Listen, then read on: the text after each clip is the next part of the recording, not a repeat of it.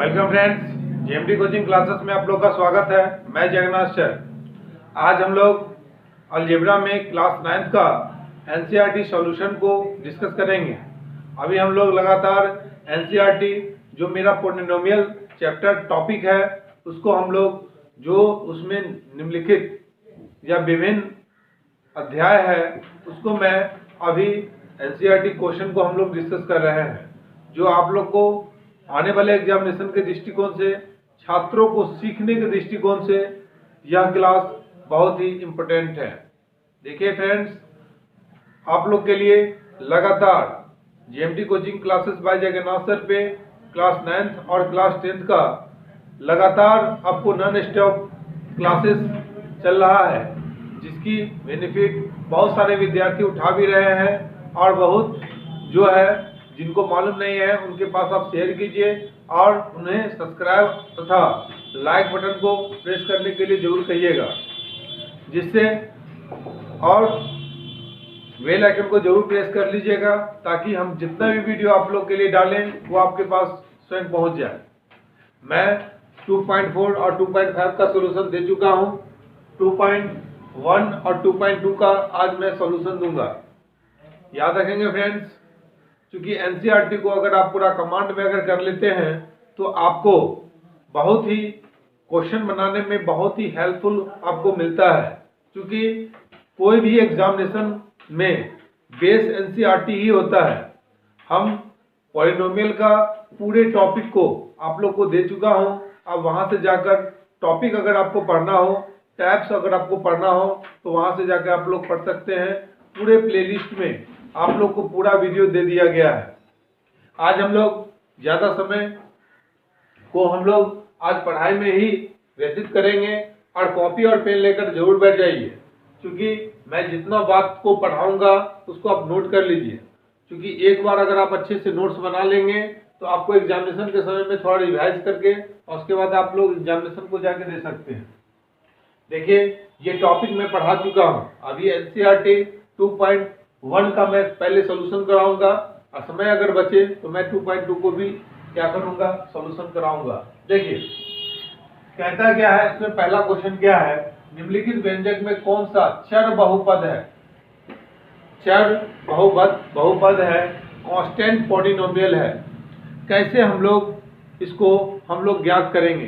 देखिए, दिया गया मेरा जो पॉलिनोमियल फंक्शन होगा, अगर x² प्लस 2x प्लस 2 अगर लिखा हुआ है, प्लस 2 लिखा हुआ है, तो इसको हम लोग कैसे लिख सकते हैं? समझिए, ये x² तो ठीक है, अब प्लस 2 गुने x है, इसका पावर 1 लिख देंगे तो कोई दिक्कत होगा क्या? नहीं होगा। प्लस अगर 2 को भी हम लोग कांस्टेंट वेरिएबल के साथ लिखेंगे तो 2x का पावर क्या लिखेंगे? 0। अगर आपका दिया गया बहुपद, दिया गया पॉलिनोमियल का जो वैल्यू है, पॉलिनोमियल फंक्शन का जो वैल्यू है, अगर इस टर्म में आ रहा है, पहले तो इस टर्म में आना चाहिए, अगर इस टर्म में आ रहा है और घात, दिया गया जो मेरा घात है, कांस्टेंट वेरिएबल का जो मेरा पावर दिया गया है, वो अगर पॉजिटिव है, वो अगर पॉजिटिव है या अऋणात्मक जिसे कह सकते हैं, अऋणात्मक या कहिए धनात्मक है, धनात्मक होगा, तो दिया गया जो मेरा पॉलिनोमियल, जो मेरा बहुपद है, वो क्या हो जाएगा? वो चर बहुपद होगा। अगर पॉजिटिव होगा, अऋणात्मक होगा, धनात्मक होगा, तो दिया गया चर, दिया गया जो मेरा पॉलिनोमियल है, वह क्या होगा? वह चर बहुपद होगा। क्या होगा? चर बहुपद कहिए या कांस्टेंट पॉलिनोमियल कहिए, उसको हम लोग कह सकते हैं। इसका कारण भी हमें पूछ रहा है, इसी कारण हमें यहाँ पे इंडिकेट भी करना है कि अगर पावर में अगर आपका दे दिया 1, यहाँ पे देखिए पावर क्या है, आपका पावर 0 है, फिर 1 है, फिर 2 है, तो पावर यहाँ पर जो है आपका क्या है? धनात्मक है।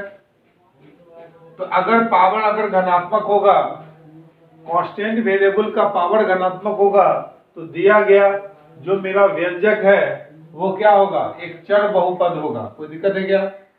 स्पष्ट रूप से लिख सकते हैं। पहले तो आपको इस रूप में फॉर्म्ड कर देना होगा, और फॉर्म्ड करने के बाद पावर को हम लोग क्या करेंगे, कंज्यूम कर लेंगे। अगर पावर आपका घन आएगा, धनात्मक आएगा और ऋणात्मक आएगा, पॉजिटिव आएगा, तो दिया गया व्यंजक क्या होगा, चर बहुपद होगा। लिखेंगे यहाँ पर कि दिया गया बहुपद, पहले लिखे दिया गया व्यंजक चर बहुपद होगा। कोई दिक्कत है क्या? आपको जो व्यंजक दे दिया, जो मेरा पॉलिनोमियल फंक्शन दे दिया, इसको हम लोग कैसे समझेंगे कि ये पॉलिनोमियल ही है। तो अगर इसको हम लोग x के टर्म में है तो x के ही टर्म में सब जगह फाउंड करेंगे और पावर को दे देंगे। आपके माइंड में होगा कि सर अगर x के पावर अगर 0 है, समझेंगे फ्रेंड्स, हर चीज को बारीकी से मैं समझा देता हूं, आप समझने का प्रयास कीजिए, बहुत काम देगा आपको आने वाले एग्जामिनेशन या आने वाले आप जो भी चीज पढ़ाई कीजिए ना, सब चीज में ये काम देगा। ये चीज को ध्यान में रखेंगे। x के पावर 0, ये सब आपको नेक्स्ट क्लास जब आप पढ़िएगा क्लास 9 के बाद 10th 11th 12, तो वहां पे भी आपको ये सब बहुत ज्यादा हेल्पफुल होगा। देखिए x के पावर 0 याद रखना है कि किसी भी, लिख लेंगे साइड में, किसी भी संख्या हो, चर हो का पावर अगर 0 या इसको शून्य कहिए, शून्य हो तो उसका मान 1 होता है। आपको ये ऑब्जेक्टिव क्वेश्चन में पूछ सकता है कि दे देगा कि अच्छा बताइए कि 2022 पर पावर अगर 0 है, 2222 पर पावर अगर 0 है, इसका मान कितना होगा, 1। याद रखेंगे किसी भी कांस्टेंट वेरिएबल, अगर मान लेते हैं कांस्टेंट वेरिएबल अगर लेते हैं xy है, इसका पावर अगर 0 है, तो इसको हम लोग क्या मानेंगे, 1 मानेंगे। याद रखना है कि कांस्टेंट वेरिएबल हो या कोई इंटीजर हो, अगर कांस्टेंट वेरिएबल दिया गया है x है, इसको अगर हम 0 से मल्टीप्लाई करेंगे तो 0 होगा। अगर 2 है, इसको 0 से मल्टीप्लाई करेंगे तो 0 होगा। दोनों का बात अलग है। यहाँ आपको पावर के रूप में अगर 0 है तो मान आपका 1 होगा। अगर कोई भी कांस्टेंट हो या इंटीजर हो, अगर पावर के रूप में अगर आपका वैल्यू दिया गया है, पावर अगर आपका 0 दिया गया है, तो इसका मान कितना होगा, याद रखेंगे 1 होगा। अगर आप किसी भी कांस्टेंट वेरिएबल हो या इंटीजर हो, उसको आप अगर 0 से मल्टीप्लाई करते हैं तो उसका आपका रिजल्ट जो तैयार होके आता है वो 0 आता है।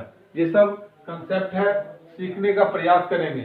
आप सिर्फ क्वेश्चन को नहीं सीखिए, उसकी प्रकृति को सीखिए, और ऐसा सीख लीजिए ना कि आपको उस टाइप का कोई भी क्वेश्चन पूछे, इजीली आप फॉर्म कर सकते हैं, इजीली आप बना सकते हैं। तो कोई दिक्कत है तो इसको क्या करिए, आप नोट्स कर लीजिए। अब हम लोग नेक्स्ट क्वेश्चन को देखते हैं पीछे। इसको पहले आप नोट्स कर लीजिए। अब हम लोग क्वेश्चन पे आते हैं और बनाते हैं। हाँ, इसमें एक और कंसेप्ट सीखना है। तो सर कौन सा एक चर बहुपद नहीं भी होगा, तो देख लीजिए। अगर आपका दिया गया व्यंजक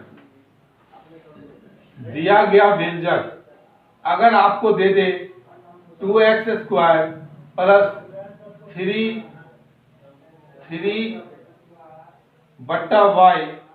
प्लस 9x, 9 ही देगा। अब देखिए, आप लोग तो कहिएगा, इसको देखते ही क्या कह देते हैं कि नहीं ये तो होगा पॉलिनोमियल या चर बहुपद है। देखिए आप यहां पर क्या हो जाएंगे, गलत हो जाएंगे। इसको चर बहुपद कैसे नहीं कहेंगे, इसको अगर इस तरह से देखेंगे, अब पूछ देगा आपको एग्जामिनेशन में कि क्या यह कांस्टेंट पॉलिनोमियल है या चर बहुपद है या नहीं, तो आप एक लाइन में आंसर देंगे कि यह नहीं है। क्या है? यह नहीं है। कोई दिक्कत है क्या? देखिए, इसको हम लोग पहले क्या करेंगे, सिंप्लीफाई कर लेते हैं। यहां 2x², कोई दिक्कत नहीं।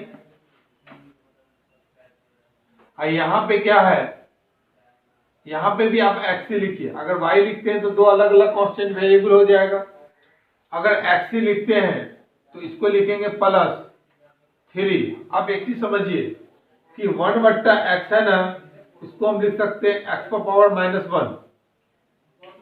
अगर किसी का भी पावर अगर -1 है, माइनस के रूप में है, तो इसको अगर हम लोग पॉजिटिव के रूप में लिखना है तो ये फ्रैक्शन के रूप में क्या होता है, कन्वर्ट हो जाता है। x⁻−1 है, इसको लिख सकते हैं 1/, क्या लिख सकते हैं, x लिख सकते हैं। तो आप यहाँ पर 3/x है तो 3x का पावर क्या लिख सकते हैं, -1 लिख सकते हैं। यहाँ पे कोई दिक्कत है तो बताइए। और यहाँ लिखेंगे +9, और यहाँ पर नहीं कुछ है तो x का पावर अगर 0 लिख देते हैं तो इसको कोई फर्क पड़ने वाला नहीं है। क्यों? क्योंकि x का पावर 0 भी आपका क्या होता है, 1 होता है। ये हम इसलिए लिखे हैं कि अब यहाँ पर हम लोग घात को क्या कर सकते हैं, कंज्यूम कर सकते हैं। लिखेंगे दिए गए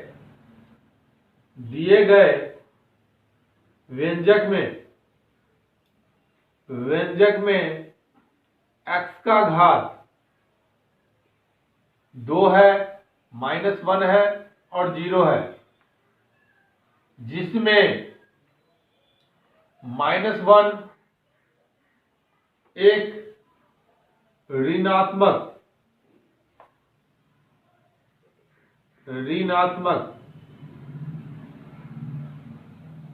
इसको निगेटिव कहिए, निगेटिव पद है। तो दिया गया व्यंजक क्या होगा, चर व्यंजक नहीं होगा, चर बहुपद नहीं होगा। देखिए, इसका कारण आपको लिखना पड़ेगा, क्योंकि आप सब्जेक्टिव एग्जाम दे रहे हैं तो वहां आपको दर्शाना पड़ेगा। क्योंकि अगर आप वहां पे नहीं दर्शाते हैं तो आपको मार्क्स नहीं मिलेगा, क्योंकि आपको वहां पर तो चूंकि एक्सप्रेस करके बताना है। ऑब्जेक्टिव में पूछे डायरेक्ट बता देना है। हाँ, अगर आपको सब्जेक्टिव में पूछता है, 1 से 2 नंबर में पूछता है, तो ये बात को लिखना पड़ेगा। पहले समझिए, जब 1 के रूप में अगर दे दिया, जैसे ही अपॉन के रूप में आया, इस x को अगर मान लेते हैं 3 के साथ ले जाएंगे तो पावर क्या हो जाएगा, इसका निगेटिव हो जाएगा। अगर पावर निगेटिव होगा तो पावर निगेटिव होगा, जैसे ही पावर ऋणात्मक अगर आपको दिखाई दे दिए गए व्यंजक में अगर x हो, y हो, z हो, कुछ भी हो, अगर पावर निगेटिव अगर आपको दिखाई दे तो दिया गया जो मेरा व्यंजक है वो चर बहुपद नहीं होगा। कोई दिक्कत है तो बताइए। समझ में आया? अब आप देखिए, इसी दो मेथड से आप लोग क्वेश्चन को क्यों सॉल्व कर लेंगे। बताइए, मेरा पहला क्वेश्चन। आते हैं फर्स्ट क्वेश्चन पे। 4x² - 3x और +7। अच्छा बताइए, इसको हम लोग क्या लिख सकते हैं। दिए गए व्यंजक को पहले x के टर्म में लिखिए, पावर के रूप में। यहां लिखेंगे 4x² - 3x⁻1 और +7x⁻0। आपको यहाँ पे ध्यान देना है क्या कि यहाँ पे निगेटिव हो या पॉजिटिव हो, हमको उससे मतलब नहीं है। दिया गया जो मेरा व्यंजक है उसमें हम सिर्फ कांस्टेंट वेरिएबल को ही हम लोग क्या करेंगे, याद रखेंगे। मेरा जो कांस्टेंट वेरिएबल है यहाँ, तो x का जो घात है, वो कितना है, 2 है, 1 है और 0 है। x का जो घात है वो 2 है, 1 है, 0 है। वो क्या है, वह धनात्मक है। तो लिखेंगे कि दिया गया दिया गया व्यंजक क्या हो जाएगा, एक चर बहुपद होगा। दिया गया व्यंजक क्या होगा, एक चर बहुपद होगा। बस एक ही चीज देखना है कि यहाँ पर दिया गया व्यंजक में अगर x के पावर अगर पॉजिटिव दिया गया है, बस पॉजिटिव दिया गया है तो एक कांस्टेंट पॉलिनोमियल होगा या एक चर बहुपद होगा। अगर नहीं दिया गया होगा तो अलग सोचेंगे, मगर इसमें तो हमने इस क्वेश्चन को इसी तरीके से क्या करेंगे, फॉर्म करेंगे। यही मेरा क्या हो जाएगा, आंसर हो जाएगा। नेक्स्ट क्वेश्चन देखिए, क्वेश्चन नंबर दूसरा दिया है y² प्लस √2। अच्छा बताइए, ये मेरा एक चर बहुपद होगा या नहीं, इसको समझना है। इसको हम लोग कैसे लिख सकते हैं, ऐसा नहीं ये हमें तीनों टर्म में दे। आपको अगर दो ही टर्म में दे रहा है तो दो ही टर्म में आपको सोचना है। जैसे अगर आप मान लेते हैं y² है तो y² लिखिए, अब प्लस √2 है, कोई दिक्कत नहीं, इसको हम लिखेंगे। याद रखना है यही बात कि कांस्टेंट वेरिएबल को हम लोग y के पावर 0 के रूप में क्या करेंगे, व्यक्त करेंगे। आपको पता है क्योंकि y का पावर 0 भी क्या होता है, 1 होता है। 1 से √2 में गुना करेंगे तो हमें कोई फर्क नहीं पड़ेगा। तो दिए गए व्यंजक को हम लोग इस तरह से एक्सप्रेस कर सकते हैं। तो लिखेंगे y का घात 2 और 0 है जो घनात्मक है। क्या है, धनात्मक है। तो दिया गया व्यंजक जो होगा वह एक चर बहुपद होगा, एक चर बहुपद होगा। कोई दिक्कत है तो बताइए क्या हो जाएगा। दिया गया जो मेरा बहुपद है, दिया गया जो मेरा व्यंजक है वह एक क्या होगा, चर बहुपद होगा। कोई दिक्कत है तो बताइए। आप क्वेश्चन देखिए, क्वेश्चन की प्रकृति को जब भी आपको एक चर बहुपद कहे बनाने के लिए तो आप इसको y है तो y के टर्म में ही क्या करना है, इसको इंडिकेट करना है। यहाँ पावर 2 यहाँ पावर 0, तो मेरा जो होगा y का घात 2 और 0 है जो एक धनात्मक है, जिसका व्यंजक एक चर बहुपद होगा। कोई दिक्कत है तो बताइए, समझ में आया। नेक्स्ट क्वेश्चन देखते हैं, एक एक क्वेश्चन करके हम लोग हर क्वेश्चन को डिस्कस कर लेंगे ताकि किसी भी छात्र को एनसीईआरटी क्वेश्चन के सॉल्यूशन में प्रॉब्लम ना हो और आप लोग उसको इजीली बना सकते हैं। देखिए तीसरा है आपका 3√t प्लस t√2 ये दिया गया है। अच्छा ये बताइए ये चर है या नहीं। देखिए इसको जो हम लोग एक्सप्रेस कर सकते हैं, कैसे कर सकते हैं, 3 याद रखना है किसी का भी रूट है, अगर √2 है तो इसको लिख सकते हैं 2 का पावर 1/2, क्योंकि ये रूट का जो मान होता है ना वो पावर के रूप में हाफ होता है। याद रखेंगे ये रूट का जो मान होता है पावर के रूप में क्या होता है, हाफ होता है। तो हम लिख सकते हैं t का पावर हाफ, क्या लिख सकते हैं, t का पावर हाफ। अब प्लस यहाँ हो जाएगा t के पावर 1√2। कोई इसमें है प्रॉब्लम तो बताइए। हम इसको इस तरह से लिख सकते हैं। अब लिखेंगे दिया गया व्यंजक में t का घात, देखिए इस तरह से लिख सकते हैं ना। अब दिया गया व्यंजक में t का घात 1/2 और 1 है जो धनात्मक है। सिर्फ धनात्मक और ऋणात्मक ही को तो देखना है, धनात्मक है। तो दिया गया व्यंजक क्या होगा, एक चर बहुपद होगा। क्या होगा, चर बहुपद होगा। दिया गया व्यंजक जो होगा वो मेरा क्या होगा, चर बहुपद होगा। समझ में आया। आपको जो व्यंजक देगा ना, सबसे पहले इस सवाल को बनाने के लिए, क्योंकि आपको कारण भी पूछ रहा है, कारण के साथ उत्तर दे पूछ रहा है, ध्यान में रखेंगे। तो आप इसका कॉज तो दिखाइएगा ना, बिना कॉज दिखाए अगर आप डायरेक्ट हाँ ना कह दिए तो आपको नंबर नहीं देगा, सीधा समझ लीजिए। तो नंबर वहां से कट कर लेगा। अगर नंबर कट नहीं करवाना चाहते हैं तो पूरी बातों को क्या कीजिए, आप लिखिए। अगला क्वेश्चन को देखिए। अगला क्वेश्चन है मेरा, आशा है कि आप लोग को सभी समझ में आ रहा होगा। अगला क्वेश्चन देखिए, 4th नंबर क्वेश्चन है, y प्लस 2/y है। अब इसको कैसे लिख सकते हैं, ये मेरा व्यंजक है। अब आप देखिए y प्लस 2/y है, तो इसको लिखेंगे y के पावर 1 और प्लस 2 और 1/y के रूप में है, इसको y के पावर -1 लिख सकते हैं। क्योंकि अभी हम आपको बताए हैं a का पावर अगर -1 है तो इसको 1/a लिख सकते हैं, क्योंकि a इनवर्स, इसको क्या कहा जाता है, a inverse equal to 1/a होता है। हर बारीकी चीज को समझिए। आप बताइए कि यहाँ y का घात लिखेंगे दिए गए व्यंजक में, दिए गए व्यंजक में y का घात 1 और -1 है, जिसमें -1 एक ऋणात्मक घात है। क्या है, ऋणात्मक घात है, घात है।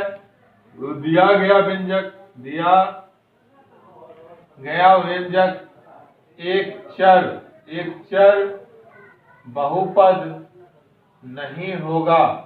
याद रखेंगे, दिया गया व्यंजक क्या होगा, एक चर बहुपद नहीं होगा। कोई दिक्कत है क्या? अगर आप जैसे ही देखिए यहाँ पर दे दिया -1, अगर आपको यहाँ पे इसको डेरिवेशन करने के बाद अगर -1 पावर के रूप में अगर आए, निगेटिव आए, तो ये कभी भी आपको जो होगा वह एक चर बहुपद, एक कांस्टेंट पॉलिनोमियल नहीं होगा। कोई दिक्कत है? आशा है कि आपको समझ में जरूर आ रहा होगा और समझने का भी प्रयास कीजिए। हर बारीकी चीज को मैं समझा कर हर बात को मैं लिख ही देता हूँ, ताकि कोई भी स्तर के छात्र हो जो आज से भी अगर पढ़ाई स्टार्ट किए हैं होंगे ना, तो उसको जरूर समझ में आ रहा होगा। अगर जो भी छात्र आज जुड़े हैं तो वह प्लेलिस्ट में सभी वीडियो आप लोग के लिए डाला गया है, आप लोग वहां से जाकर वॉच कर सकते हैं। पहला का अब लास्ट क्वेश्चन क्या है कि x के पावर 10 प्लस y के पावर 3 एंड t के पावर 50 है। अब ये जो पूछ रहा है ये मेरा चर बहुपद है या नहीं, ये हमें बताना है। तो देखिए यहाँ पे आपको समझना क्या है, पहले खुद सोचिए, पहले इसको खुद समझिए और खुद बनाने का प्रयास कीजिए। आपको क्या कर रहा है, x के पावर 10, y के पावर 3 और t के पावर आपको 50 दिया गया है, और दिया गया जो चर जो है, दिया गया जो मेरा यहाँ पर कांस्टेंट पद जो है वह एक पॉलिनोमियल है या नहीं, इस व्यंजक के अनुसार हमें सोचकर बताना है। सबसे पहले देखिए यहाँ पर क्या है, यहाँ पर इस क्वेश्चन में है x के पावर 10 एंड y के पावर 3 एंड सॉरी यहाँ प्लस है, प्लस पहले दे दीजिए, प्लस t के पावर 50। मतलब क्या है कि दिया गया व्यंजक में घात जो है ना, घात जो है मेरा वह 10 है, 3 है और 50 है। घात जो है मेरा 10 है, 3 है और 50 है, और जिसमें चर जो है वो x, y और t है। अब हमें यहाँ समझना क्या है कि जब भी दिया गया व्यंजक जो होगा उसमें कोई एक ही कांस्टेंट वेरिएबल होना चाहिए। यहाँ पे क्या है, 3 अलग अलग कांस्टेंट वेरिएबल आपको दे दिया। क्या दे दिया? तीन अलग अलग कांस्टेंट वेरिएबल आपको दे दिया। जब क्वेश्चन में तीन अलग अलग वेरिएबल अगर आपको दे देता है तो यहाँ पर देखिए पावर तो 10, 3 और 50 है, जिसमें चर x, y और t है। याद रखेंगे यहाँ जिसमें लिखा हुआ है, जिसमें चर x, y और t है। याद रखना जब अलग अलग कांस्टेंट वेरिएबल देगा तो लिखना है कि दिया गया व्यंजक जो होगा एक चर बहुपद नहीं है, याद रखना है कि दिए गए व्यंजक में कांस्टेंट वेरिएबल कोई एक ही होना चाहिए, चाहे पावर में कितनों का डिफरेंस रहे, मगर कांस्टेंट वेरिएबल क्या होना चाहिए आपका एक ही होना चाहिए। अगर x है तो x पूरा में होना चाहिए, y है तो y के टर्म में पूरा होना चाहिए, z है तो z के पूरा टर्म में होना चाहिए, या जो भी है एनी हाउ जो भी है। अगर तीनों अलग अलग के रूप में दिया गया हो, पावर धनात्मक हो, तो वह भी कांस्टेंट वेरिएबल जो होगा एक चर बहुपद नहीं होगा दिए गए व्यंजक अनुसार। कोई दिक्कत है? तो दो, इस टॉपिक में आपको सीखने को क्या मिला? पहला चीज तो ये सीखने को मिला कि दिए गए व्यंजक में अगर x के ही रूप में दिया गया है तो पावर अगर आपका धनात्मक है तो वह एक चर बहुपद होगा, अगर पावर ऋणात्मक है चर बहुपद नहीं होगा। तीसरा क्या है कि अगर तीनों अलग अलग पद दे दे, कांस्टेंट वेरिएबल दे दे, तो भी वह व्यंजक नहीं होगा। कोई दिक्कत है तो बतलाइए। अब हम लोग नेक्स्ट क्वेश्चन पे चलते हैं, जो मेरा क्वेश्चन नंबर क्या है 2 है, 2.1 का 2। दूसरा क्वेश्चन क्या है, कहता है निम्नलिखित, लिखेंगे आप लोग, निम्नलिखित में से प्रत्येक में x² का गुणांक लिखिए। क्या कहता है, निम्नलिखित में से प्रत्येक का x² का गुणांक लिखिए। पहला क्वेश्चन दे दिया आपको 2 + x² + x। दूसरा क्वेश्चन दे दिया आपको 2 - x² और +x³। देखिए ये तो और बहुत ही इजी है। इजी क्या है समझिए, कहता है निम्नलिखित में से x² का गुणांक लिखने को कह रहा है, तो x² का गुणांक हम लोग कैसे लिखेंगे? देखिए कोफिशिएंट ऑफ x², सिर्फ यहाँ पे ये लिखना है। तो बताइए x² के साथ क्या गुना है? हमें सबसे पहले जानना है कि बहुपद जो होता है जिसमें द्विघात बहुपद को जो हम लोग लिखते हैं वो लिखते हैं ax² + bx + c। तो आपको जो दिया गया है यहाँ लिखेंगे x² + x + 2। कोई दिक्कत है तो बताइए। दिए गए व्यंजक को हम लोग इस तरह से लिख सकते हैं। अब देखिए x² के साथ जो भी गुणा में होता है उसी को उसका गुणांक कहा जाता है, उसी को उसका कोफिशिएंट कहा जाता है। तो आप कहेंगे कि सर इसमें क्या है गुना? तो आप देखिए यहाँ पर आपको दिया गया है x² + x + 2। इस दोनों से हमें कोई मतलब नहीं है। क्यों नहीं मतलब है? इसलिए क्योंकि क्वेश्चन में आपको x² का कोफिशिएंट ही पूछ रहा है, तो x² का कोफिशिएंट क्या होगा? अच्छा बताइए, यहाँ x² है, इसको अगर 1 से गुना कर देंगे तो कोई दिक्कत होगा क्या? आप 1 से किसी भी चीज में गुना करते हैं तो उसका वैल्यू क्या आता है? उसका वैल्यू में कोई फर्क नहीं पड़ता है। तो याद रखना है, सीधे लिखेंगे x² का गुणांक, x² का गुणांक कितना हो जाएगा आपका? 1 हो जाएगा। कोई दिक्कत है तो बताइए। दूसरा क्वेश्चन देखिए, समझ में आया? x² के साथ कोई संख्या अगर गुना है तो संख्या डायरेक्ट लिख देते हैं, मगर यहाँ पर क्या गुना है आपका? 1 है, क्योंकि 1 से हम किसी भी चीज में गुना कर सकते हैं, सिंपली लिख सकते हैं।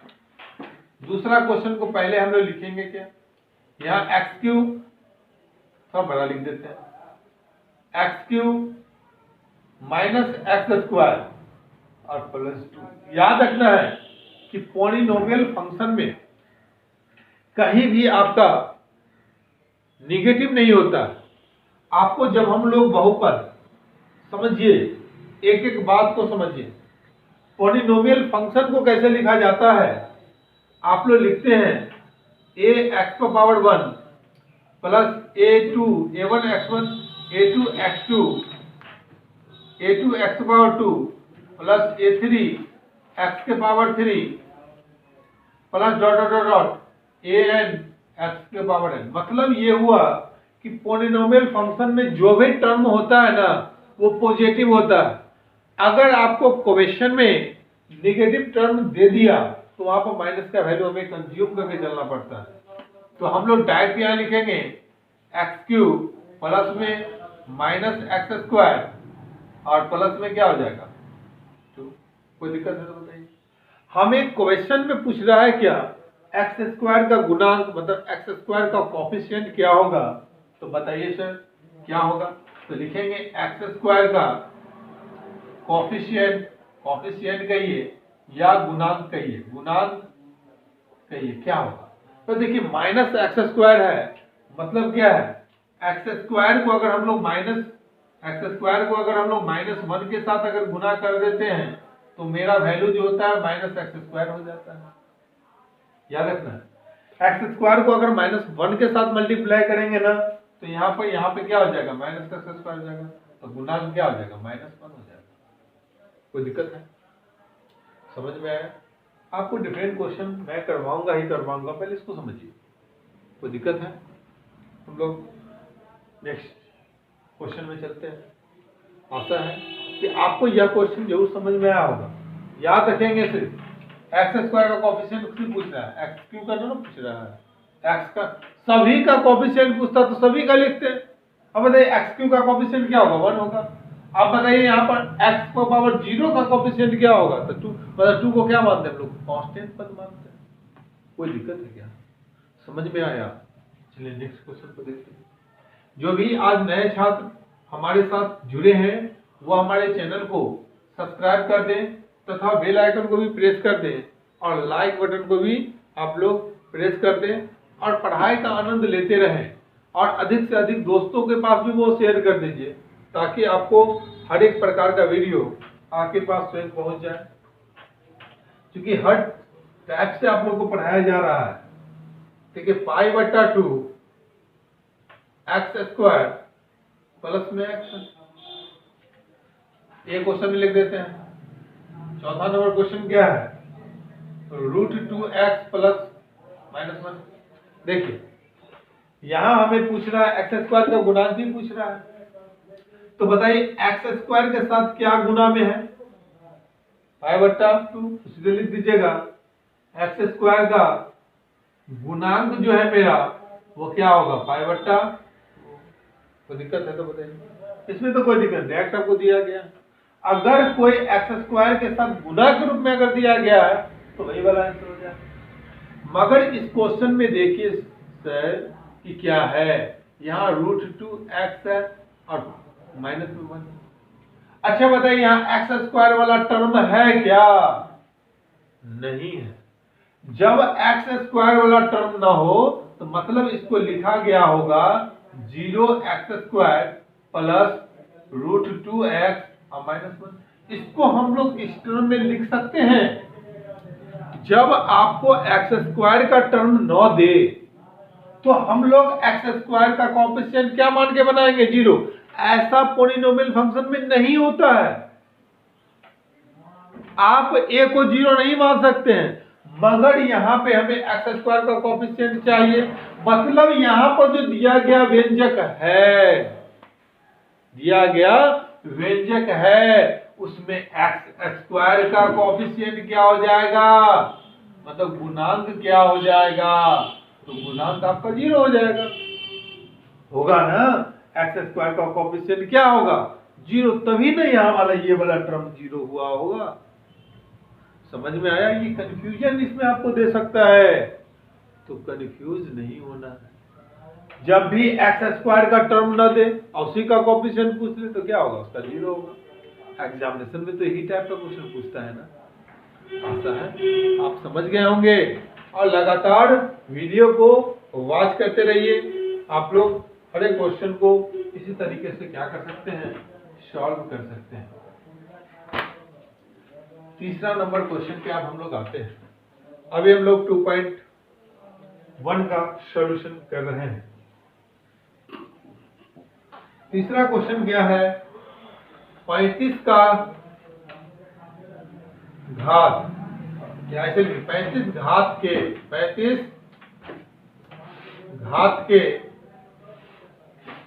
द्विपद का और है 100 घात के एक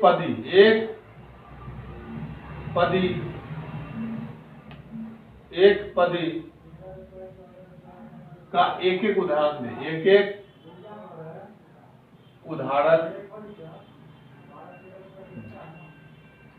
एक क्या करें? उदाहरण दे।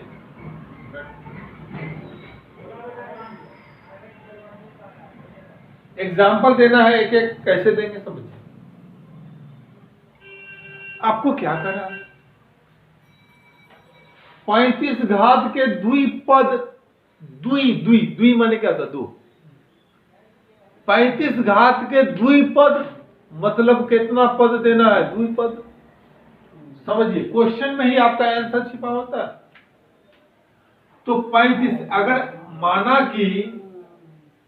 माना कि चर पद को अगर हम मान लेते हैं x का पावर मान लेते हैं 35, क्योंकि घात 35 वो दिया ना, 35 घात मतलब 35 के द्विपद। अगर हम इसको 2 से गुना कर देते हैं, यहाँ 1 लिख देंगे, कोई दिक्कत है क्या?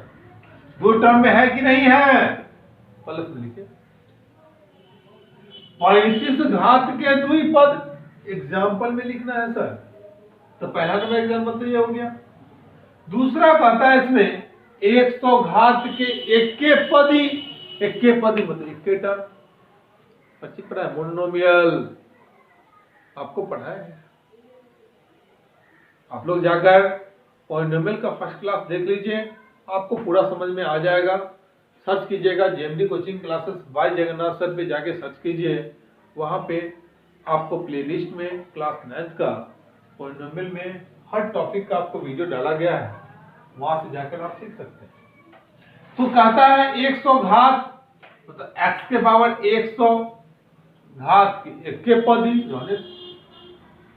एक उदाहरण दे दिए ना। कोई दिक्कत है तो बताइए। एक पदी का उदाहरण दे दिए, बताइए कोई दिक्कत है?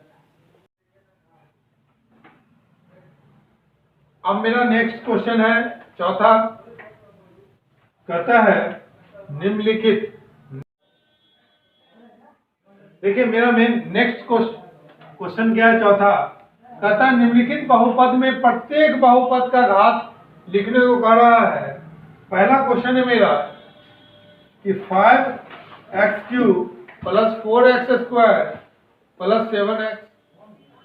अब दिया गया व्यंजक जो है ना मेरा, उसमें कह रहा है प्रत्येक बहुपद का घात लिखने को कह रहा है। अच्छा बताइए, सिर्फ घात ही लिखना है तो मान लेते हैं यह बहुपद का घात क्या है। अब देखिए कि दिए गए बहुपद में, दिया गया पॉलिनोमियल में हमें देखना है कि कौन सा कांस्टेंट वेरिएबल है। x ही है तो लिखेंगे x का सर्वाधिक घात क्या है? 3 है। सर्वाधिक घात क्या है? 3 है। मतलब कि x का घात कितना आ जाएगा? x का घात कितना आ जाएगा? 3 घात। तो लिखेंगे 5x³ plus 4x² plus 7x क्या है? त्रिघात बहुपद है। क्या है? त्रिघात बहुपद है। x के पावर 3 है, पावर 3 है ना, त्रिघात, पावर 2 होगा तो द्विघात, 1 होगा तो एक घात हो जाएगा। दूसरा क्वेश्चन देखिए। दूसरा क्वेश्चन है इसमें कि 4 माइनस वाई स्क्वायर। देखिए y का सर्वाधिक घात क्या है, y का सर्वाधिक घात जो है मेरा 2 है।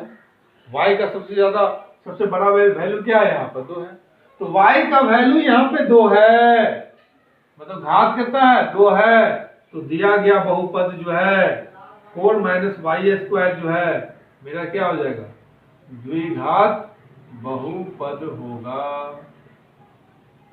कोई दिक्कत है क्या? दिया गया जो मेरा पॉलिनोमियल फंक्शन है, बहुपद जो होगा पावर 2 तो द्विघात होगा। अगला देखिए, तीसरा क्या है, दिया हुआ है 5t माइनस √7। बताइए t का घात कुछ है क्या? यहाँ लिख सकते हैं 5t का पावर 1 माइनस √7। तो देखिए t का घात जो है सर्वाधिक 1 है, तो दिया गया बहुपद क्या दिया गया है, 5t का पावर 1 माइनस √7 क्या होगा, 1 घात बहुपद होगा। क्या हो जाएगा, 1 घात बहुपद होगा। पावर 1 तो 1 घात बहुपद। लास्ट क्वेश्चन, अगर आपको चौथा क्वेश्चन दे देगा 3, क्या 3 के साथ कोई भी है क्या? 3 के साथ 3 क्या है, यहाँ पे कांस्टेंट पद है, लिखना 3 एक कांस्टेंट टर्म है, तो लिखेंगे 3 क्या है, कांस्टेंट ही टर्म है, बस एक अचर पद है, बस इतना ही लिख के छोड़ देना। जब भी घात कहेगा पावर 3 त्रिघात, पावर 2 द्विघात, पावर 1 घात, मोनोनोमियल होगा। कोई दिक्कत है? मोनोनोमियल ये हो गया, बाइनोमियल ये हो गया, और ट्राइनोमियल क्या हो जाएगा, ये हो जाएगा। याद रखना है यहाँ पे। कोई दिक्कत है तो बताइए। अगला क्वेश्चन क्या है? अगला क्वेश्चन जो है मेरा, नोट कर लेंगे। तो अगला क्वेश्चन जो है मेरा, समझिए, दिया गया है कि कौन सा बहुपद एक रेखीय बहुपद होगा और कौन सा द्विघातीय और कौन सा त्रिघातीय। कौन सा एक घातीय, कौन सा द्विघातीय, कौन सा त्रिघातीय। तो पावर अगर मान लेते हैं x के पावर 2 प्लस x है तो इसको कहेंगे द्विघात, x प्लस 1 है इसको कहेंगे एक घात, और याद रहेगा x³ प्लस 2x प्लस 3 है इसको कहेंगे हम लोग त्रिघात। क्या कहेंगे हम लोग? त्रिघात। बस यही चीज को हमको इसमें जानना है, इसमें ज्यादा कुछ है नहीं। अब हम लोग आते हैं 2.2 में। आप एक्सरसाइज 2.2 को लिखिए, इसमें कुछ नहीं है, खत्म हो गया। 2.2 को हम लोग कैसे सॉल्यूशन करते हैं इसको भी आप देखते रहिए। मेरा पहला क्वेश्चन दिया गया है कि निम्नलिखित पर बहुपद 5x माइनस 4x² प्लस 3 के मान ज्ञात कीजिए।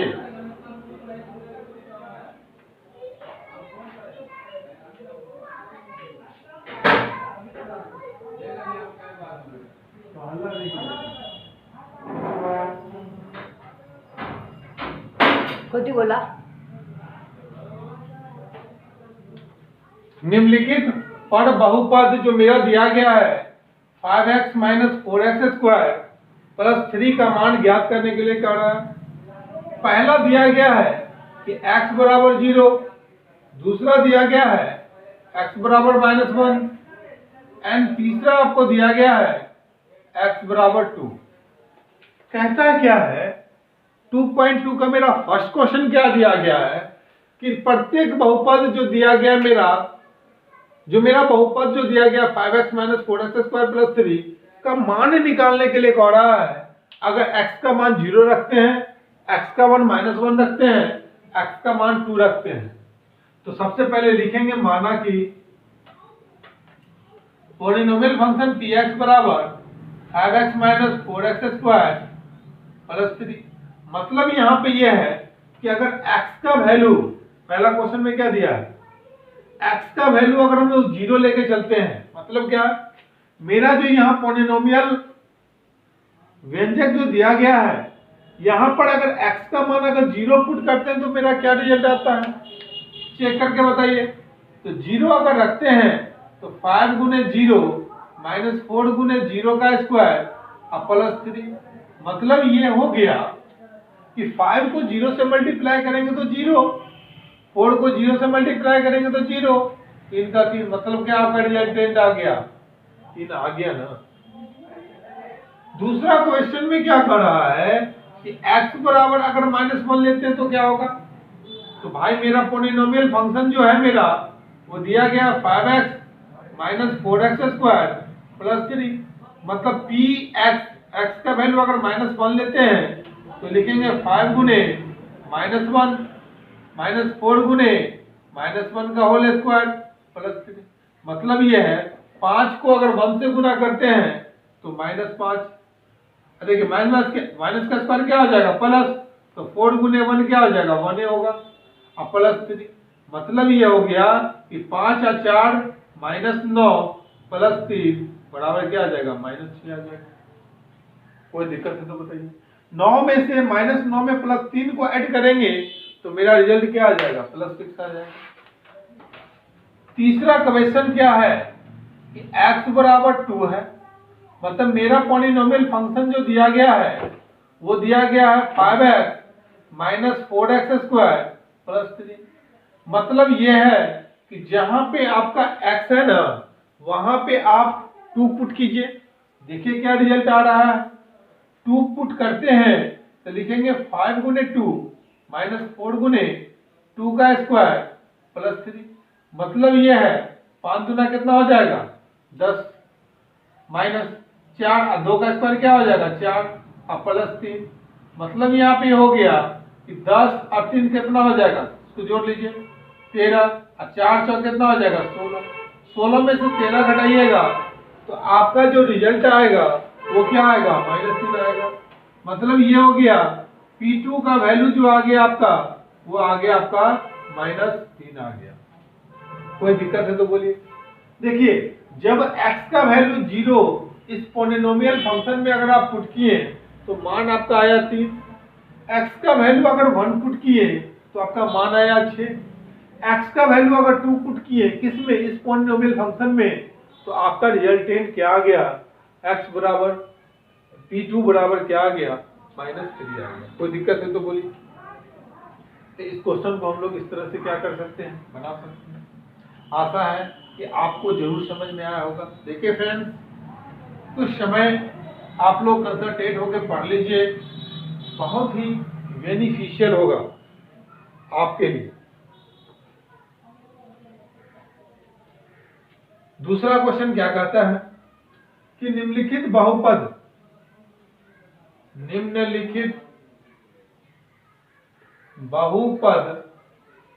में प्रत्येक के लिए P0, P1 एंड P2 ज्ञात कीजिए। आपको दिया है पहला क्वेश्चन कि Py बराबर y² - y + 1, ये कर रहा है। समझने का प्रयास कीजिए। यहाँ पे आपको x हो या y हो या z हो ये नहीं दिया है, आपको P0, P1, P2 का मान निकालने को कह रहा है। तो P1, P2 और P0 का मान हम लोग किस तरह से निकालेंगे समझिए। अगर आप बताइए कि सबसे पहले अगर हमें P0 का मान चाहिए तो आपको तो पता है कि Py बराबर मेरा क्या होता है, y square minus y plus 1 होता है, दिया गया आपका व्यंजक।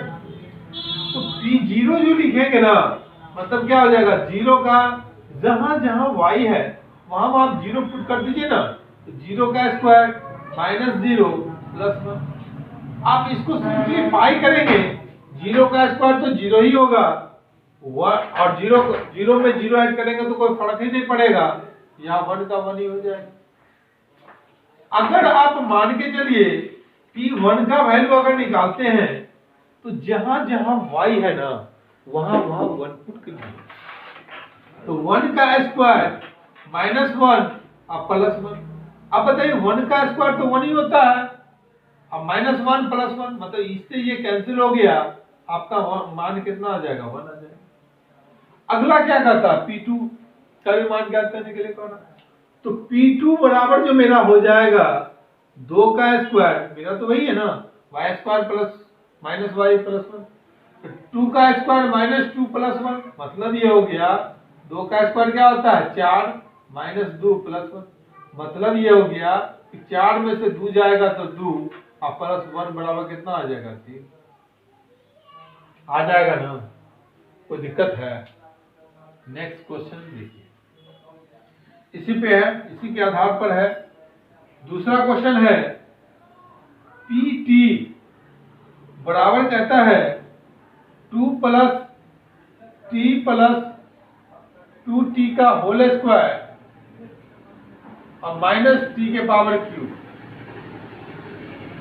PT बराबर क्या हो जाएगा, 2 plus 2t plus 2t square minus t के पावर क्यूब।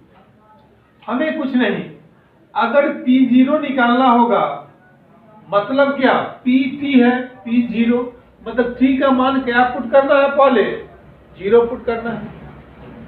अब 0 पुट करेंगे तो 2 प्लस 0 प्लस 2 गुने 0 का होल स्क्वायर माइनस 0 के पावर क्यूब, मतलब यहाँ हो जाएगा 2 प्लस 0 प्लस 2 गुने 0 क्या हो जाएगा, 0 प्लस 0 का पावर क्यूब तो 0 ही होता है, मतलब आपका आंसर कितना आ जाएगा, 2 आ जाएगा।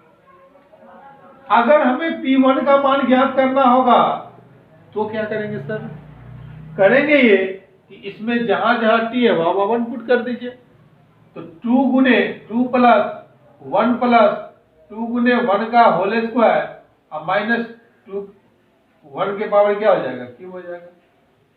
अब यहाँ पे हम सॉल्व करेंगे सिंपली, 2 प्लस 1 और प्लस 1 का स्क्वायर तो 1 ही होता है, 2 गुने 1 2 ही हो जाएगा माइनस 1। अब देखिए 2 2 4 1 5, तो 5 में से 1 हटाएंगे तो कितना आ जाएगा आपका, 4 आ जाएगा, कोई दिक्कत है।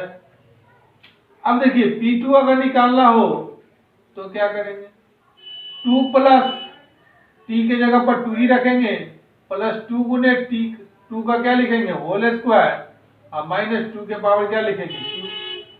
मतलब यहाँ पे हो जाएगा 2 प्लस 2 प्लस 2 का स्क्वायर 4 दूना कितना हो जाएगा 8, और 2 का क्यूब कितना होता है 8, 8 से 8 क्या हो जाएगा, 2 2 कितना हो जाएगा 4। मतलब ये हो गया कि P2 जो मेरा व्यंजक दिया गया है, इसमें अगर आप 0 पुट करेंगे तो आपका आंसर कितना आया 2, 1 पुट करेंगे कितना आंसर आया आपका 4, एंड 2 पुट किए तो इसका आंसर कितना आ गया, 4 आ गया। एक क्वेश्चन हम यहीं पे ले लेते हैं कि तीसरा नंबर क्वेश्चन क्या है कि Px बराबर मान ले हमको दिया है x पावर क्यूब, बहुपद में मान लेते हैं क्वेश्चन के रूप में Px बराबर x पावर क्यू दिया है, तो अगर हमें P0 निकालना होगा तो क्या हो जाएगा, 0 के पावर क्यूब, 0 के पावर क्यूब क्या होता है 0। P1 अगर निकालना होगा तो x क्यू है, तो यहाँ 1 का पावर क्या हो जाएगा क्यूब, 1 का क्यूब कितना होता है 1 ही होता है। P2 अगर निकालना होगा मतलब 2 के पावर क्यूब, और 2 का पावर क्यूब तो आपको याद है 2 के पावर क्यूब कितना होता है, 2 दूना 4 दूना 8 होता है। इसी प्रकार से मेरा लास्ट क्वेश्चन जो मेरा चौथा दिया गया है वो दिया गया है Px बराबर x plus 1 into x minus 1, नहीं दिया है ना, ठीक है।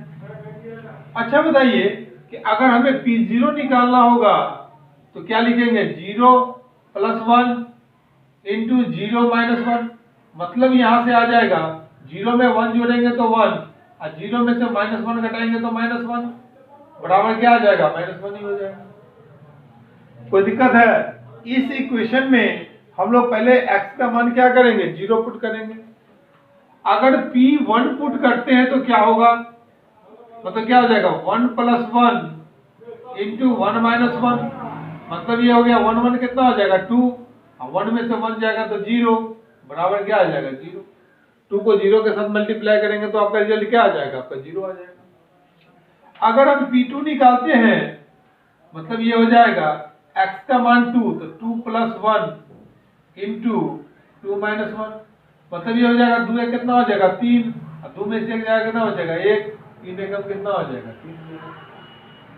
तो आपका जो यहाँ पे वैल्यू है दिया गया था आपका क्वेश्चन में क्या कि निम्नलिखित बहुपद में P0 P1 P2 का मान ज्ञात करें।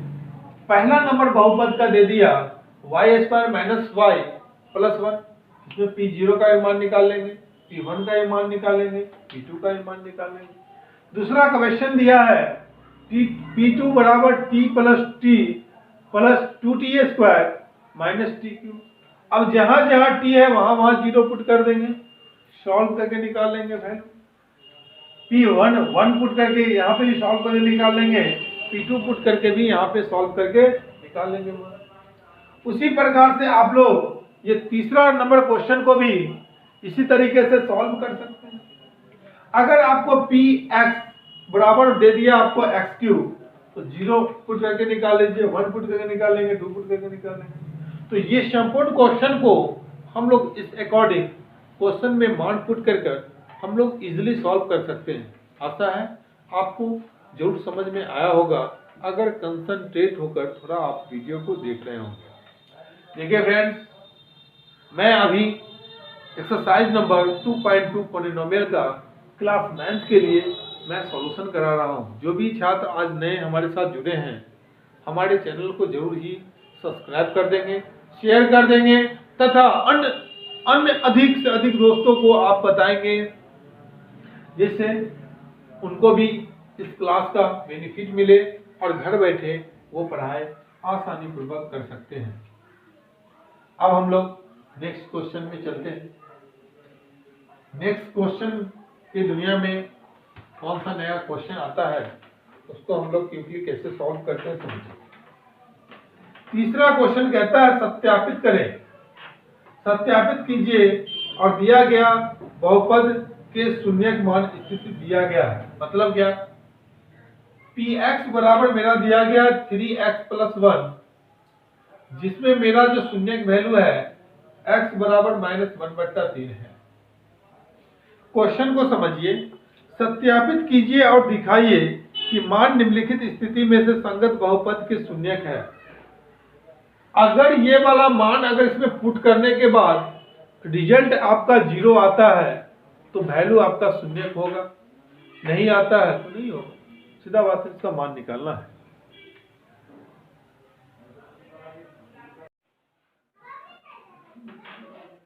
अब इसको जो सॉल्व करेंगे मेरा Px बराबर क्या दिया है 3x प्लस 1 मतलब x का वैल्यू दे दिया -1/3। अब ये x का वैल्यू इस पॉलिनोमियल फंक्शन में पुट करके देखिए तो p -1/3 बराबर क्या आ जाएगा 3 गुने 1/3 माइनस में और प्लस 1। ये 3 से 3 कैंसिल हो जाएगा, -1 और प्लस 1 दोनों क्या हो जाएगा 1 में से 1 गुलेस करेंगे क्या आ जाएगा 0। तो दिया गया जो मेरा संगत बहुपद है वो क्या है? बहुपद का मान क्या आ गया? 0 आ गया। दूसरा क्वेश्चन क्या है इसमें? Px बराबर दिया गया है 5x माइनस पाई और हमें दिया गया है क्या कि x का जो वैल्यू दिया गया है शून्यक मान 4/5 दिया गया है। अगर ये x का वैल्यू हम लोग 4/5 इसमें पुट कर देते हैं तो मेरा रिजल्ट क्या आता है? तो लिखेंगे p 4/5 बराबर हो जाएगा 5 गुने 4/5 माइनस पाई। मतलब ये 5 से 5 कैंसिल हो जाएगा लिखेंगे 4 माइनस क्या लिखेंगे 5 लिखेंगे। कोई दिक्कत है? नेक्स्ट क्वेश्चन को देखिए। नेक्स्ट क्वेश्चन क्या है कि px बराबर दिया गया है एक्स स्क्वायर माइनस एक्स, और यहाँ पे दो मान दिया गया है x बराबर -1 और 1 को, दोनों को पुट करने को दे रहा है। तो बताइए सबसे पहले अगर x बराबर -1 पुट करते हैं इस इक्वेशन में तो क्या हो जाएगा, px बराबर एक्स स्क्वायर माइनस एक्स है ना, मतलब p -1 बराबर क्या हो जाएगा, -1 का स्क्वायर और -1। तो यहाँ लिखेंगे -1 का स्क्वायर क्या हो जाएगा 1, माइनस क्या हो जाएगा यहाँ +1 बराबर क्या हो जाएगा 1 कितना लिखेंगे 2। कोई दिक्कत है? अगर x बराबर अगर +1 लेते हैं तो p1 बराबर क्या हो जाएगा 1 का स्क्वायर -1 बराबर 1 का स्क्वायर 1 होता है और -1 बराबर क्या हो जाएगा आपका 0 आ जाएगा। तो px बराबर एक्स स्क्वायर माइनस एक्स दिया गया हो, इसमें x का दो शून्य का वैल्यू दिया गया है, पहले 1 पुट करके देखेंगे तो रिजल्टेंट आपका 2 आया, और 1 पुट करके देखेंगे -1 पुट किए तो 2 आया, 1 पुट किए तो कितना आ गया आपका 0 आ गया। नेक्स्ट क्वेश्चन देखिए। नेक्स्ट क्वेश्चन चौथा नंबर क्वेश्चन है px बराबर x + 1 इंटू x + 2, कहता है x का वैल्यू लेने के लिए 1 लेने के लिए कह रहा है, -1 और 2 लेने के लिए कह रहा है। जब x का शून्य का वैल्यू अगर मान लेते हैं -1 हो या 2 हो, तो x बराबर अगर -1 पुट करते हैं इस दिए गए पॉलिनोमियल फंक्शन में तो मेरा रिजल्ट क्या होता है, तो p -1 बराबर हो जाएगा -1 + 1 इंटू -1 + 2।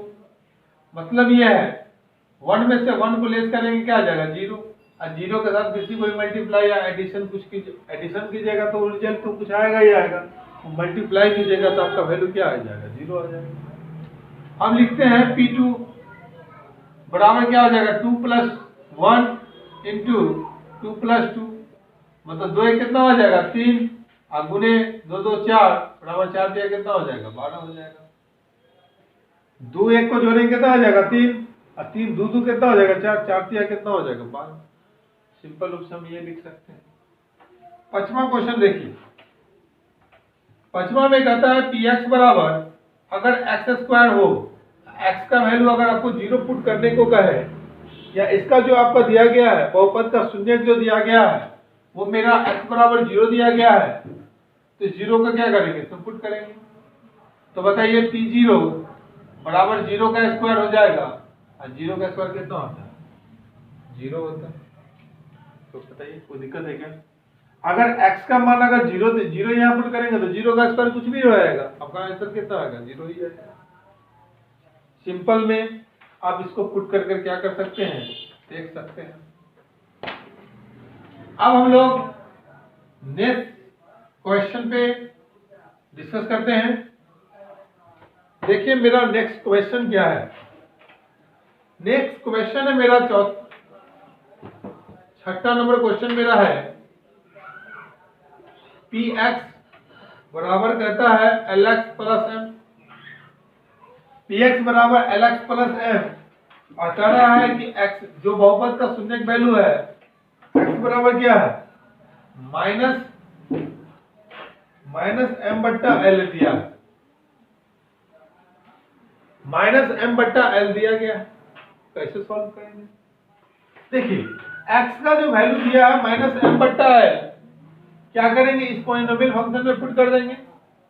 तो मेरा जो दिया गया px बराबर lx + m, मतलब यहाँ पर क्या है l गुने ये x का जो वैल्यू है ना यहाँ पुट करेंगे -m/l, अब प्लस में ये l से l कैंसिल हो गया तो -m और +m, तो इससे ये भी कैंसिल हो जाएगा, क्या आ जाएगा 0। तो x बराबर -m/l इसमें पुट करने पर मेरा रिजल्ट क्या आता है 0 आता है। 7वां नंबर क्वेश्चन देखिए। हर एक क्वेश्चन आपको अभी जो प्रैक्टिस कराया जा रहा है वो एनसीईआरटी 2.2 का कराया जा रहा है, जो क्लास 9 का पॉलिनोमियल टॉपिक से लिया गया है। दिया गया है px जो मेरा व्यंजक है x बराबर 3x² माइनस में 1। अब कहता है x बराबर 1/√3, पहले माइनस के रूप में है, एंड 2/√3। मतलब क्या है, x का वैल्यू पहले -1/√3 पुट कीजिए, दूसरा बार x का वैल्यू जो है 2/√3 इस इक्वेशन में पुट करके देखिए। तो x का वैल्यू अगर -1/√3 इसमें पुट करते हैं तो p -1/√3 बराबर हो जाएगा 3 गुने -1/√3 का क्या हो जाएगा होल स्क्वायर -1। मतलब ये है 3 गुने -1 का स्क्वायर प्लस 1 √3 का स्क्वायर क्या हो जाएगा 3 -1। इससे ये कैंसिल हो जाएगा तो 1 - 1 बराबर क्या आ जाएगा आपका 0 आ जाएगा। अगर आप इसी इक्वेशन जो मेरा दिया गया है px बराबर 3x² -1 में अगर आप x का वैल्यू 2/√3 को पुट करते हैं तो आपका क्या रिजल्ट आता है, x बराबर 2/√3 को इसमें पुट करेंगे तो क्या आएगा, तो p 2/√3 बराबर हो जाएगा 3 गुने 2/√3 का क्या लिखेंगे होल स्क्वायर -1। कोनो दिक्कत है तो बोलिए। बराबर 3 गुने 2 का स्क्वायर 4 होता है, √3 का स्क्वायर क्या होता है 3 -1। 3 से 3 कैंसिल हो जाएगा, 4 - 1 बराबर क्या आ जाएगा आपका 3 आ जाएगा। मतलब ये हो गया कि x का मान अगर 2/√3 px के वैल्यू में अगर हम लोग पुट करते हैं तो मेरा रिजल्टेंट क्या आता है 3 आता है। अब मेरा लास्ट क्वेश्चन क्या है 8वां नंबर क्वेश्चन क्या कहता है कि px बराबर 2x + 1 हो और x का वैल्यू 1/2 का रहा है इसमें पुट करने के लिए, तो मेरा क्या रिजल्टेंट आएगा उसको समझिए। देखिए समझिए, यहां पे कह रहा है px बराबर 2x + 1 है ना, इसमें कोई दिक्कत नहीं। अब x का वैल्यू अगर मान लेते हैं 1/2 इसमें पुट करेंगे तो लिखेंगे p 1/2 बराबर 2 गुने 1/2 प्लस 1। 2 से 2 कैंसिल हो जाएगा, 1 + 1 बराबर 2 हो जाएगा। 1 1 को जोड़ेंगे तो कितना आ जाएगा। मतलब ये है कि आपका जो पॉलिनोमियल फंक्शन देगा और बहुपद में शून्य की वैल्यू देगा, उस शून्य की वैल्यू को इस व्यंजक में पुट करके जो रिजल्टेंट होता है उसको क्या करना पड़ेगा, आपको तैयार करना पड़ेगा। जब -m/l पुट किए तो 0 प्राप्त हुआ, जब 3x² -1 में -1/√3 पुट किए तो 0 प्राप्त हुआ, और 2/√3 पुट किए तो मेरा कितना प्राप्त हो गया 3 प्राप्त हो गया। तो इस तरह से हम लोग डिफरेंट क्वेश्चन को क्या कर सकते हैं, सॉल्व कर सकते हैं। अब मेरा है 2.2 का लास्ट जो बहुत ही इजी है, इससे एक आध दो क्वेश्चन करा देते हैं। आप इजीली रूप से क्या कीजिएगा बना लेंगे। देखिए फ्रेंड्स, आप लोग के लिए लगातार जो मैं वीडियो दे रहा हूँ वो क्लास 9 के दृष्टिकोण से बहुत ही इम्पोर्टेंट है। छात्र जो भी है वो घर पे आराम से बैठ के पढ़ सकते हैं। कहता है बहुपद का शून्य ज्ञात करें, बहुपद का शून्य ज्ञात करें। एनसीईआरटी क्वेश्चन 2.2 का 4 नंबर है कि px बराबर कहता है x + 5। समझिए बात को, जब भी आपको शून्य वैल्यू निकालना हो तो आप करेंगे क्या कि जो मेरा px पॉलिनोमियल फंक्शन जो है px को क्या मान लेंगे 0 के बराबर। जब px 0 के बराबर अगर आप मान लेते हैं, मतलब आप लिख सकते हैं x + 5 बराबर में क्या हो जाएगा 0। x बराबर क्या लिखेंगे -5। कोई दिक्कत नहीं तो बोलिए, बस बहुत ही इजीली है और क्विकली आप इसको सॉल्व कर सकते हैं। आपको दे दे कि px बराबर x - 5 देते हैं, तो px बराबर हम पहले क्या मानेंगे 0, x - 5 बराबर 0, तो x बराबर क्या आ जाएगा +5। कोनो दिक्कत है तो बोलिए। तीसरा दिया गया है कि px बराबर cx + d, जहां पे क्या कर रहा है एक कंडीशन दे दिया है कि सी और डी वास्तविक संख्या है। एक मिनट, सी जो होगा वो कभी भी 0 के बराबर नहीं होगा। ठीक है, सी को 0 के बराबर नहीं करना, कभी भी 0 के बराबर नहीं होगा।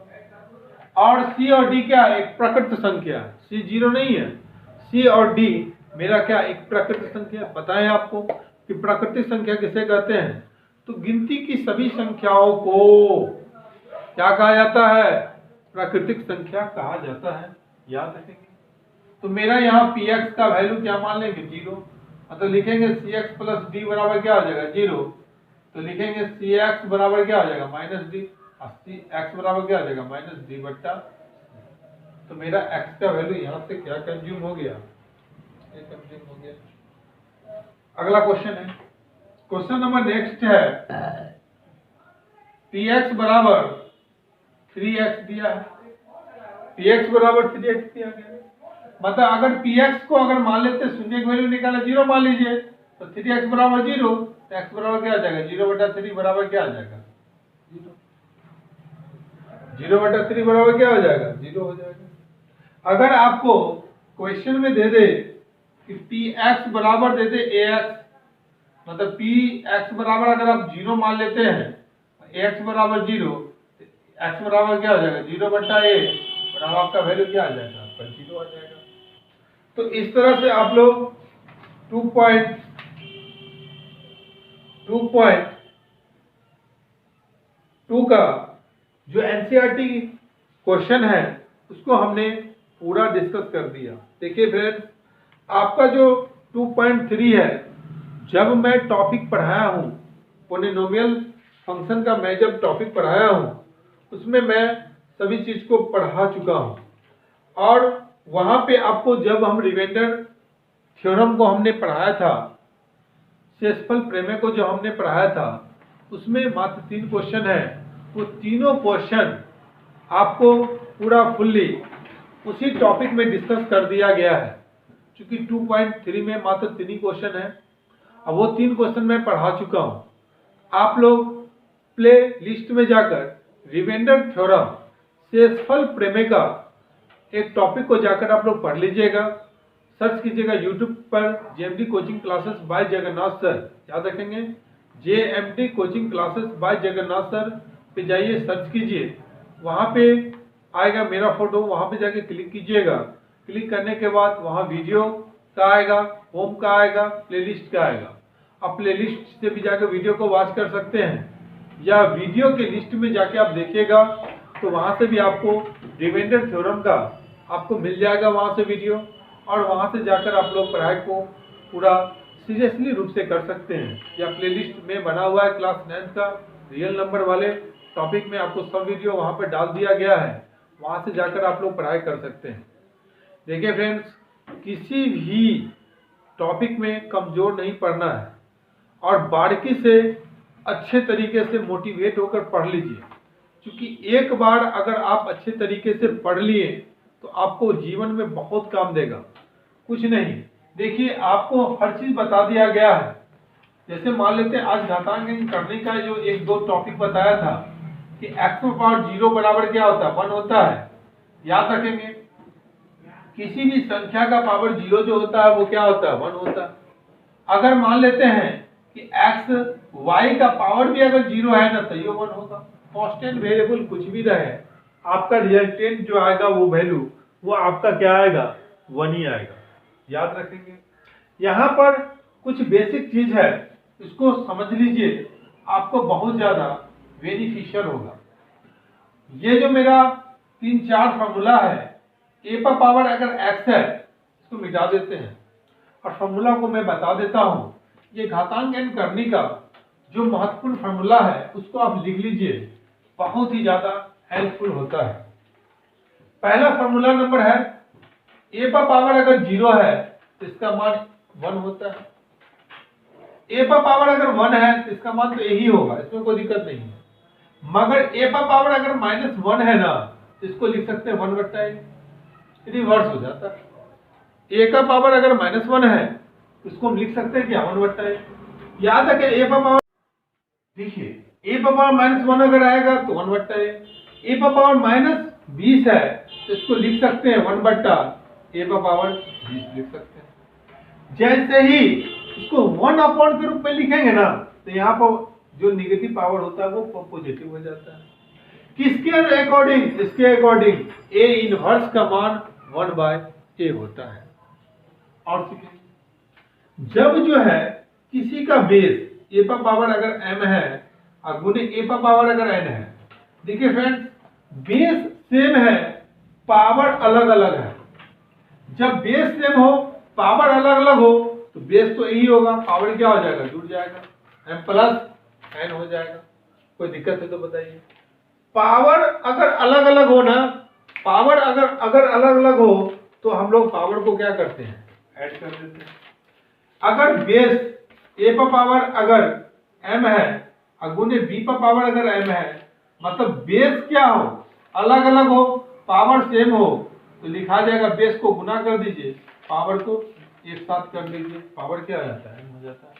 याद रखेंगे √110a/b है तो ये रूट दोनों पर आ जाएगा, √a/ क्या लिख सकते हैं? √b लिख सकते हैं। कोई दिक्कत है तो बताइए। तो ये महत्वपूर्ण फार्मूला जो आपको याद रखना पड़ेगा। a के पावर 2 है, s का पावर 6 है तो यहाँ लिख सकते हैं a पर 2 का पावर कितना हो जाएगा? 6 गुना कितना हो जाएगा? 12। तो ये सब कुछ महत्वपूर्ण बिंदु है जो आपको याद होना ही चाहिए। देखिए फ्रेंड्स, आप लोग के लिए मैं अलजेब्रा पूरा पूर्ण रूप से क्लास 9th के दृष्टिकोण से जितना क्लास 9th में पढ़ना है उतना मैं आपको पढ़ा चुका हूँ। अब हम लोग नेक्स्ट क्लास में नेक्स्ट टॉपिक को मैं पढ़ाई करूँगा, जिसमें डिफरेंट टॉपिक जैसे मान लेते हैं कोऑर्डिनेट ज्योमेट्री, मैं उसको स्टार्ट कर दूंगा, या जो भी आप लोग के लिए बेनिफिशियल होगा उसको मैं स्टार्ट कर दूंगा।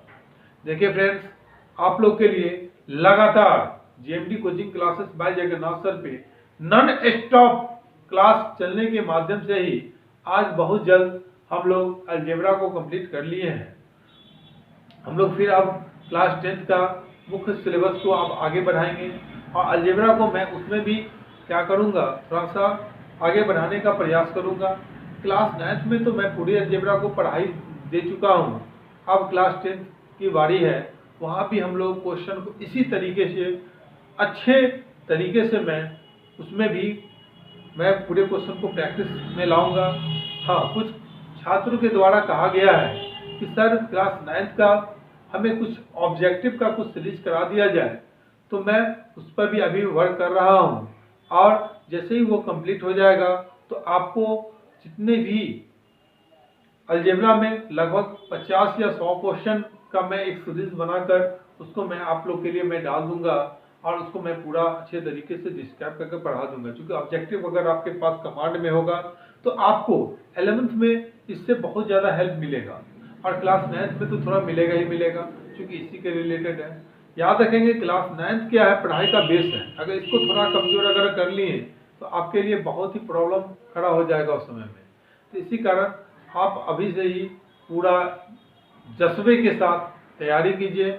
आपके हर जज्बा के साथ मैं आपके लिए तत्पर हमेशा तैयार होकर रहता हूँ और हमेशा रहूँगा ही। अभी लॉकडाउन के कारण क्लासेस अभी सभी बंद है और मैं अपने छात्र जो मेरा एक इंस्टीट्यूट बलहा में है वहाँ भी, और ये एक मैं यहाँ स्वतंत्र यहाँ पर भी मैं अभी क्लास लेता हूँ, मगर अभी लॉकडाउन के कारण क्लासेस बंद है। तो मैं यहाँ के भी छात्र और वहाँ के भी छात्र को पूरी आपको पढ़ाई बाधित न हो, इसके लिए 9th 10th का अभी मैथमेटिक्स का सीरीज चल रहा है। छात्र का डिमांड है कि सर कुछ फिजिक्स का भी आप क्लास को दीजिए, जो हमारे साइंस में भी कोई दिक्कत ना हो। तो देखिए, समय जैसा होगा वैसा आपको हर चीज़ को मैं करवाने के लिए पूरा प्रयत्न करूंगा। और मैं फिजिक्स को भी अब इसके बाद जैसे ही कुछ सिलेबस को मैं कंप्लीट करने लगूंगा उसके बाद मैं फिजिक्स को भी लेकर आऊंगा और फिजिक्स को भी बहुत ही विस्तृत रूप से पढ़ेंगे, क्योंकि छात्रों का बहुत सारा डिमांड है कि सर हमें कुछ फिजिक्स का भी क्लास दिया जाए। तो आप लोग के लिए जितना भी बेनिफिशियल होगा उतना मैं बेनिफिशियल करूंगा। देखिए फ्रेंड्स, मैं टॉपिक को तो डिस्कस करता हूँ, उसके बाद मुख्य टाइप को तो डिस्कस करता ही हूँ, और हम लोग आपका एनसीईआरटी को भी मैं छोड़कर नहीं चल रहा हूँ, और एनसीईआरटी को भी मैं पूरी अच्छी तरीके से डिस्कस करके हम लोग आगे बढ़ रहे हैं। बस आप लोग लगातार ईमानदारी से मेहनत करते रहिए।